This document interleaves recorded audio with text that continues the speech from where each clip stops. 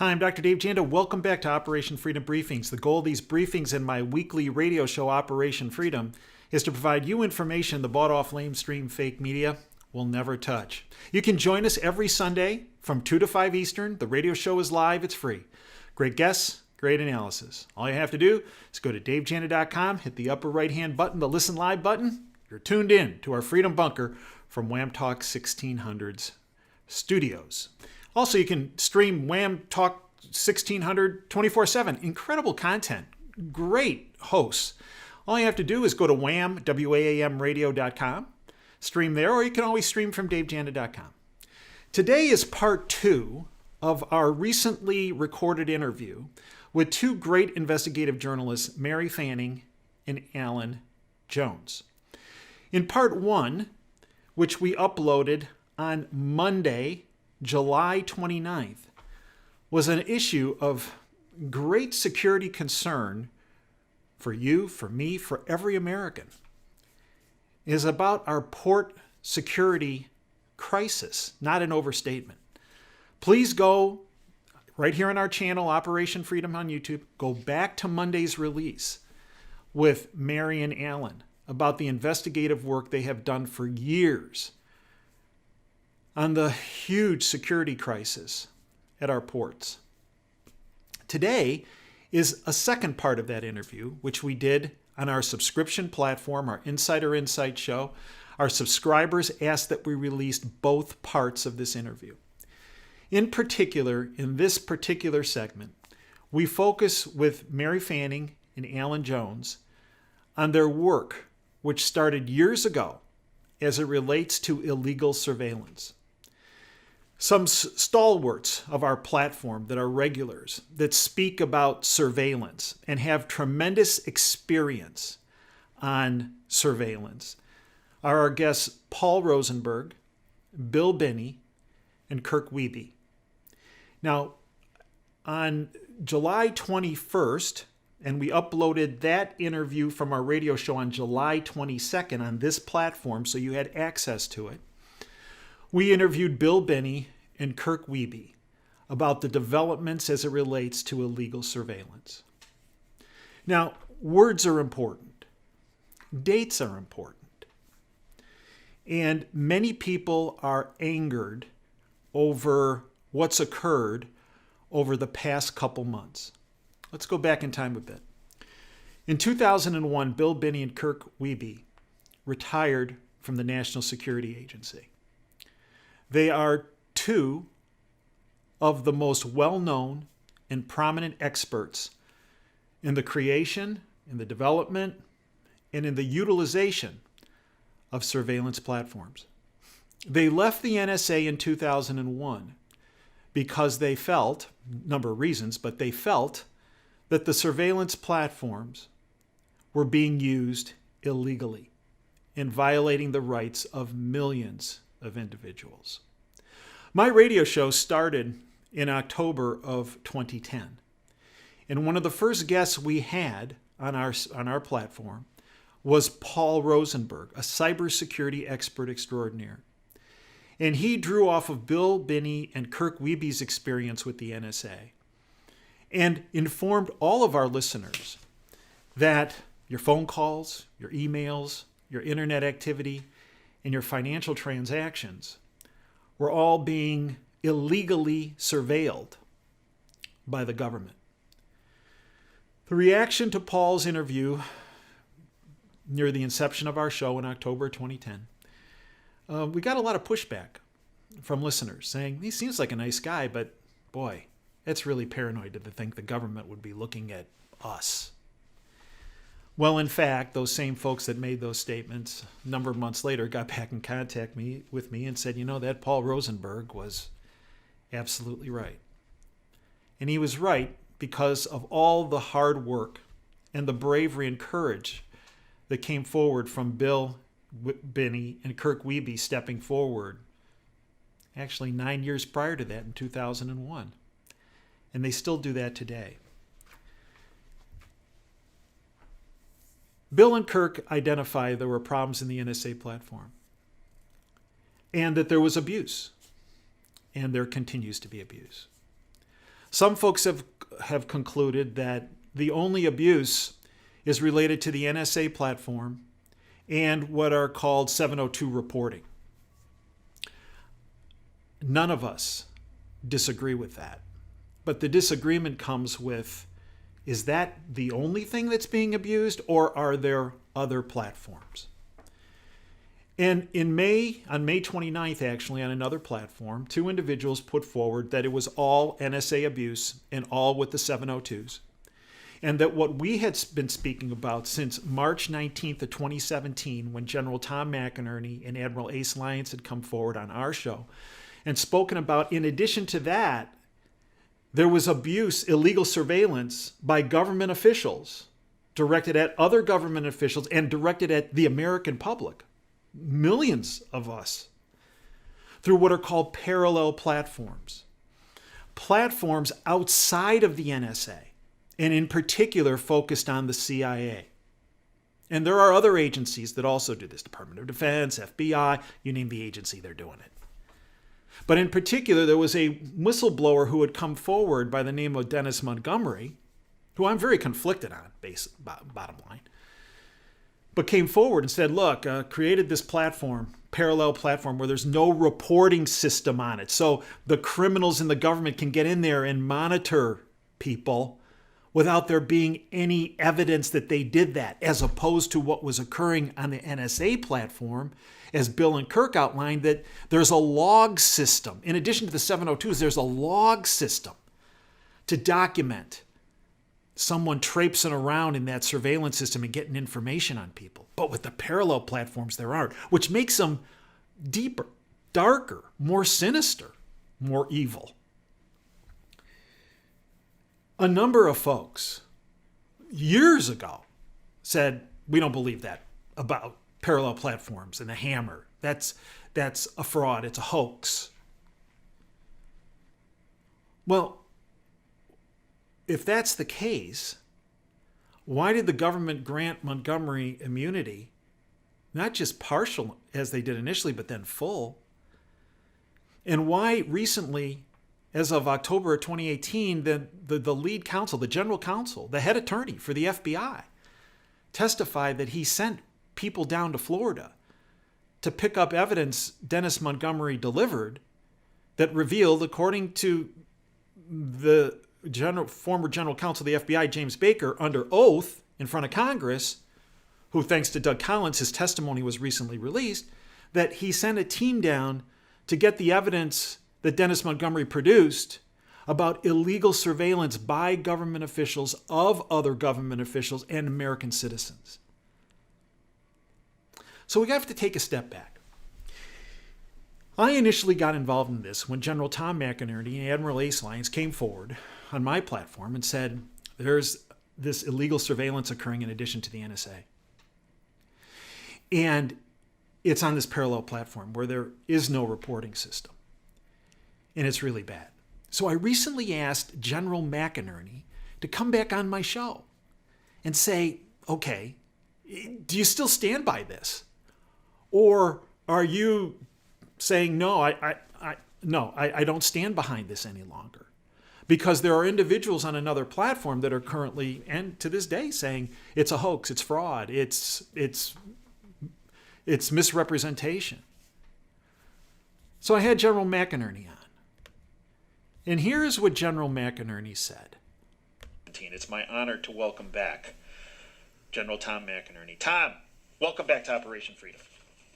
Thank you very much, Dave. Delighted to be with you. Tom, I want to just go at this head on up front. You're that kind of guy. Ace was that kind of guy. You came forward on March 19, 2017 with information that you had along with Admiral Lyons.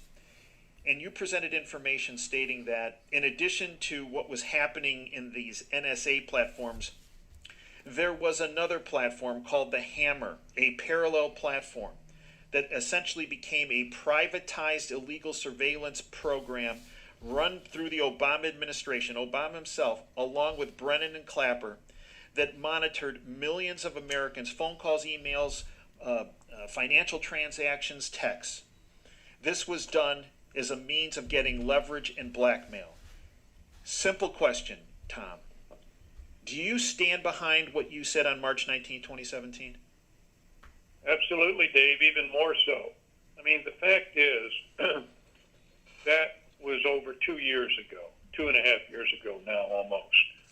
And it was really the unwinding that we have later started to see, the parsing of what was going on in the Obama administration.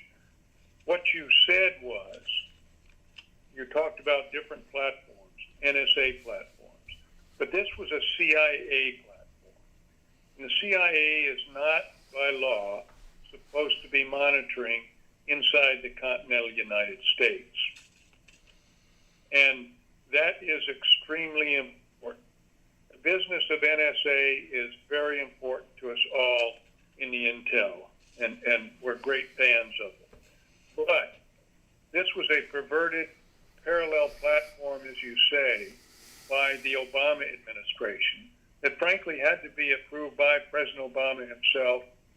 Clearly, Jim Clapper as the DNI, Brennan as the CIA director. Now, I do not believe it was approved by Admiral Hughes, who was the NSA director, and Mike Rogers, excuse me, Admiral Mike Rogers, because that they would be getting in NSA's business. Mm-hmm. But getting back to your point, you're spot on. I stand by it even more so, having reviewed it just yesterday, and what I said on the 19th of March, 2017, that was absolutely spot on.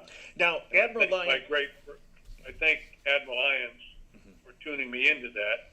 As you may remember, I found out about 30 minutes before I went on the air with you from Admiral Lyons. and in fact, Tom, Admiral Lyons passed away in December of 2018. He was a regular, as you are, on this show. Admiral Lyons was last on this show 6 weeks before he passed. I would email Ace. I don't know, poor Ace. He would get emails from me asking questions or getting input from Ace every other day, every day. He was always very generous with his time. Ace, I spoke to Ace about a week after he was on this show, about within 5 weeks of him passing. And the last conversation I had with Admiral Lyons, Tom, he mentioned issues that were vitally important. He was very concerned about the coup against the president. And you're a very close friend with him. He kept drilling to me, Dave, you have to keep monitoring this situation on this coup against President Trump.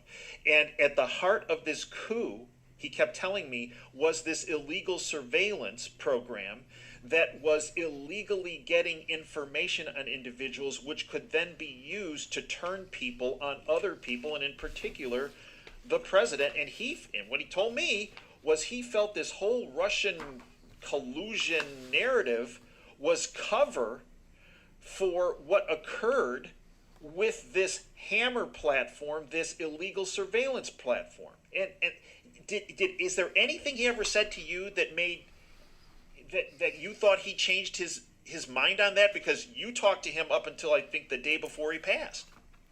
That's correct. I went down to see him on a Saturday afternoon. He passed away Monday morning. The fact is, we talked about this particular subject. He was unequivocal in his belief that these parallel programs, NSA platforms, or signal, we call them SIGINT platforms, signals intelligence platforms, was focused on the American public and specifically on the Trump campaign as it started to develop and once he became the nominee is what he finished saying. So General McInerney stood behind what he presented on our platform on March 19th, 2017. The last conversation I had with Admiral Lyons 5 weeks before his passing, he did as well. Obviously, you just heard General McInerney say it 2 days before he passed, day and a half before he passed. He was still adamant about it. So my sources have never changed on this. They've never wavered. spoke to General McInerney just the other day. Still stands behind it.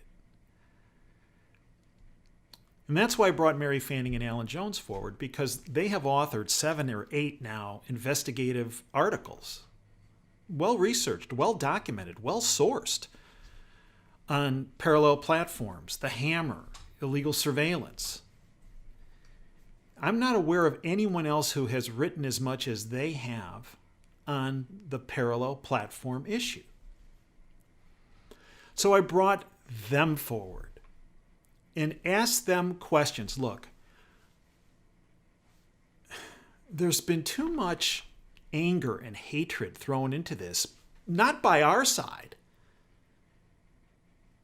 But when you start pointing the finger at people and saying fraud and hoax and destroy, those are not words of unity, bringing opposite poles together. Those are words of division.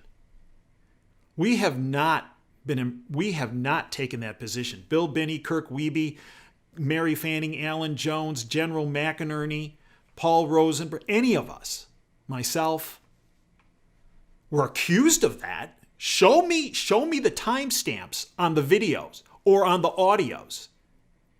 It's very simple. They don't exist from our side. But boy, have we been denigrated. Well, sometimes the truth does that to some people. You get denigrated for telling the truth. So I brought Mary Fanning and Alan Jones forward. You will not hear anyone from that other platform mentioned. That's how we do business here. We stick with the facts. For those of you unfamiliar with Mary Fanning and Alan Jones, brief bio. Mary Fanning is an investigative journalist covering national security. She and Alan Jones, her partner, were the first reporters to connect President Trump's 2017 tweet accusing President Obama of wiretapping Trump Tower to the case of the CIA whistleblower I mentioned earlier, Dennis Montgomery. Mary Fanning's work has appeared at the Center for Security Policy, Breitbart News, Community Digital News, LifeZet, The Gateway Pundit, 1776 Channel, and The American Report. They do have a great channel, the AmericanReport.org website. Alan Jones is an investigative journalist covering national security. Jones joined Communities at WashingtonTimes.com in 2012, where he investigated the Navy shipyard shooter Alexis and Ingram Tadashev. Jones has collaborated with investigative journalist Mary Fanning by breaking a series of national security stories sourced from multiple-year investigations that Fanning and Jones conducted as a team. Alan Jones' work has appeared at Communities at WashingtonTimes.com, ComDigi News, the Center for Security Policy, Breitbart News, LifeZet, The American Report, and the 1776 Channel. I now bring to you that portion of the interview we did on our Insider Insight series related to illegal surveillance. These are the facts. Not rumor, not innuendo, not falsehoods, not character assassinations, not conjecture. Facts. I leave it to you. I leave it to you to look at this entire issue. I hope you keep an open mind. Unfortunately, many people made judgments not based on fact, but based on emotion, based on words that are meant to divide. It is unfortunate. It is very unfortunate. I now turn our show over to Mary Fanning and Alan Jones, investigative journalists that have been on the illegal surveillance front for not days, not weeks, not a couple months, but years. And they've frankly put their lives on the line doing so. I thank you for your time today. Now to Mary Fanning and Alan Jones. In addition, Fanning and Jones were the first reporters to connect President Trump's 2017 tweet accusing President Obama of wiretapping Trump Tower to the case of CIA whistleblower Dennis Montgomery. Montgomery asserted that President Obama's CIA Director John Brennan and his Director of National Intelligence James Clapper illegally spied on Trump using an illegal surveillance system known as the Hammer. Mary Fanning's work has appeared at the Center for Security Policy, Breitbart News, Community Digital News, LifeZet, The Gateway Pundit, 1776, and The American Report. I encourage you to go to the website, theamericanreport.org. Alan Jones. Alan Jones is an investigative journalist covering national security. Alan joined Communities at WashingtonTimes.com in 2012, where he investigated the Navy Yard shooter Aaron Alexis and Igram, here we go, Alan, Tatashev, a close associate of the Boston Marathon bombers. Alan Jones also uncovered changes to selective service system privacy rules ordered by the Obama administration that potentially led to the destruction of selective service registration records. Shocking. Alan has corroborated with investigative journalist Mary Fanning by breaking a series of national security stories sourced from multi-year, and this is the key with their investigations, multi-year, not days, not weeks, not months, but multi-year investigations that Fanning and Jones conducted as a team. Alan Jones' work has appeared at Communities at WashingtonTimes.com, ComDigi News, the Center for Security Policy, Breitbart News, LifeZet, The American Report, and the 1776 channel. Mary and Alan, welcome to the Insider Insight Show. Thank you, Dave. It's very nice to be with you. Alan, thank you. Likewise. Very good. So let's start with illegal surveillance. Hot topic, real hot topic in some respects. Mary and Alan, let's go back to the beginning, because the two of you were the ones who, and tell me if I'm right, you were the ones who broke this wide open. And so educate all of us on when you first learned about the illegal surveillance parallel platform. So we all know from our friends Bill Binney and Kirk Wiebe coming forward in 2001 when they left the NSA and became whistleblowers saying, look, there is abuse on the NSA platform. There's abuse, and this has been ongoing. That's essentially old news from 2001. Bill and Kirk have said that. The new news that the two of you broke open years ago now was that in addition to the abuse on the NSA platform, and some have pinned this all on the 702 abuse, but in fact, as Bill and Kirk have attested to, that there are parallel platforms that have existed for years.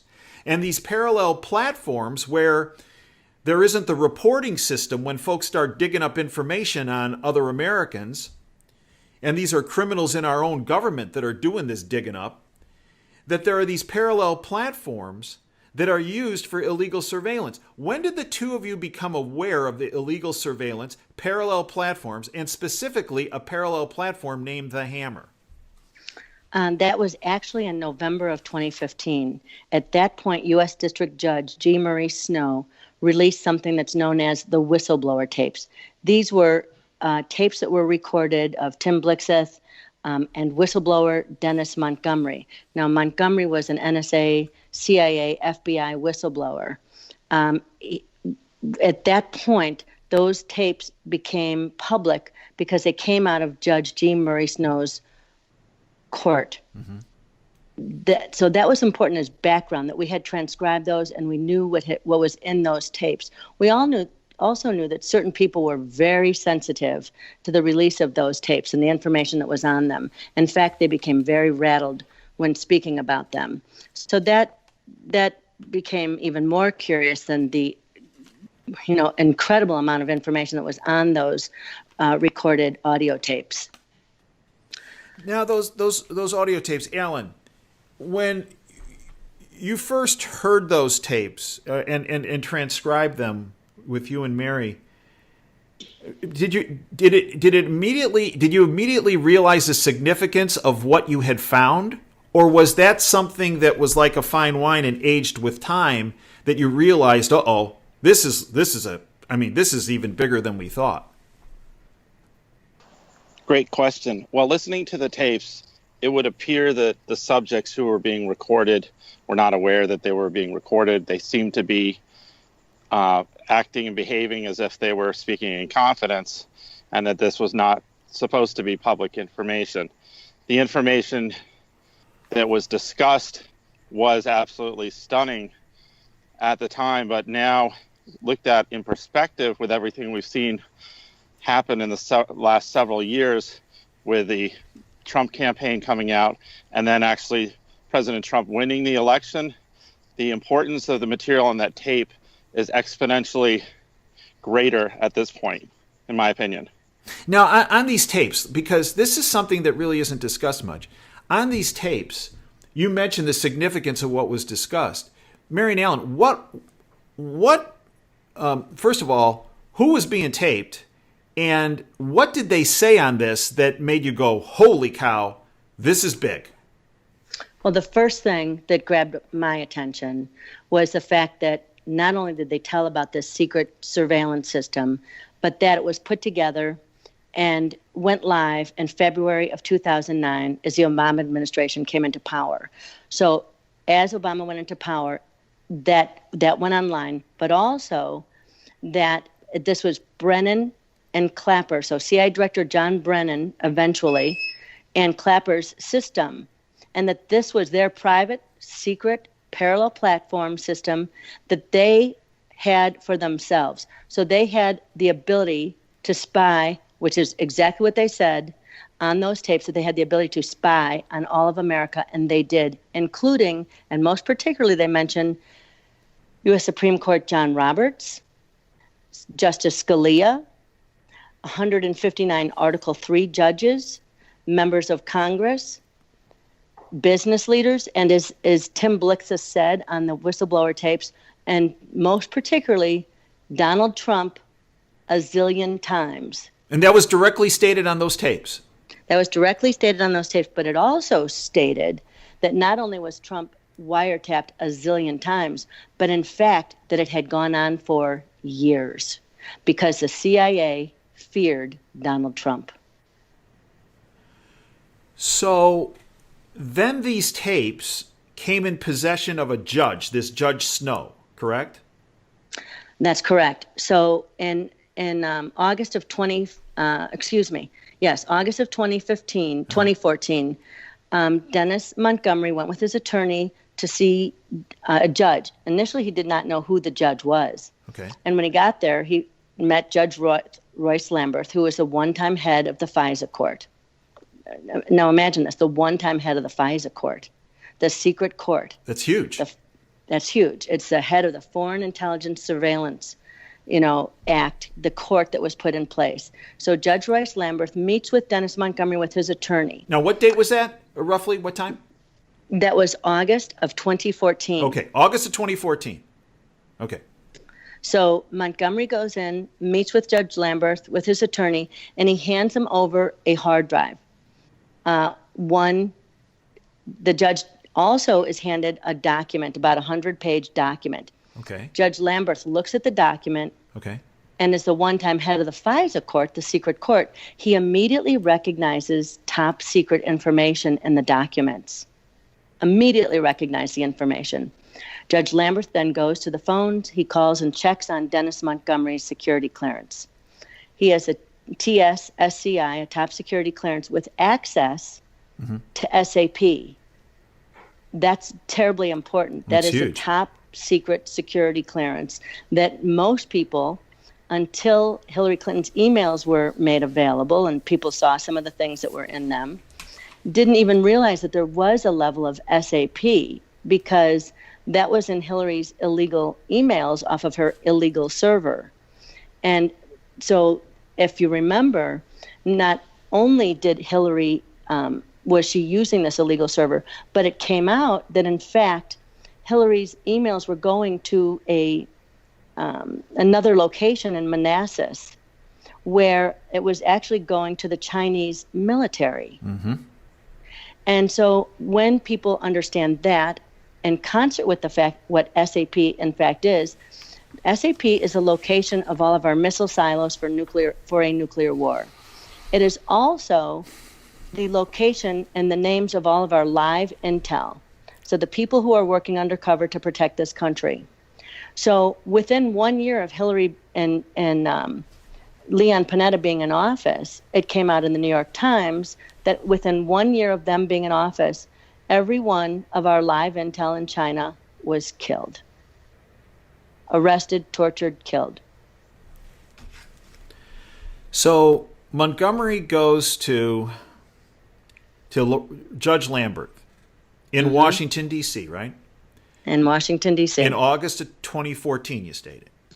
In August of 2014. And he presents a hard drive, and he presents this 100-page document.